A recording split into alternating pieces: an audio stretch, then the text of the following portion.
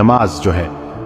اس کی عادت کیسے ڈالی جائے، اور یہ جو 5 وقت کی نماز ہے، اکثر پیرنٹس جو ہے وہ میرے پاس آتے ہیں اور وہ کہتے ہیں کہ ہمارے بچے جو ہے وہ نماز نہیں پڑھتے، تو اس کے اوپر بھی انہوں نے کہا مجھے کہ آپ ایک ویڈیو بنائیں اور بتائیں کہ کیسے نا مطلب اس کو نماز کی عادت کو پکا کیا جائے۔ تو رسول اللہ صلی اللہ علیہ وسلم کی ایک حدیث ہے جس کا مفہوم ہے کہ اگر لوگوں کو نماز کے فائدے کا اور امپورٹنس کا پتہ چل جائے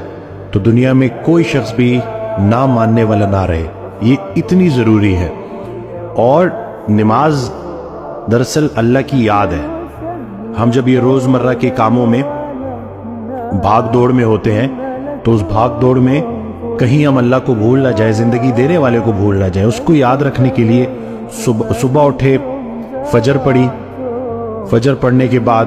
اپنے کام شروع کیے، مصروفیات میں بیزی رہے، پھر ظہر کا ٹائم آ گیا، پھر نماز پڑھی، پھر اللہ کو یاد کیا، پھر ظہر سے عصر تک اللہ کو یاد رکھا، پھر جیسی عصر آئی عصر پڑھی، پھر سے اللہ کی یاد تازہ ہوئی،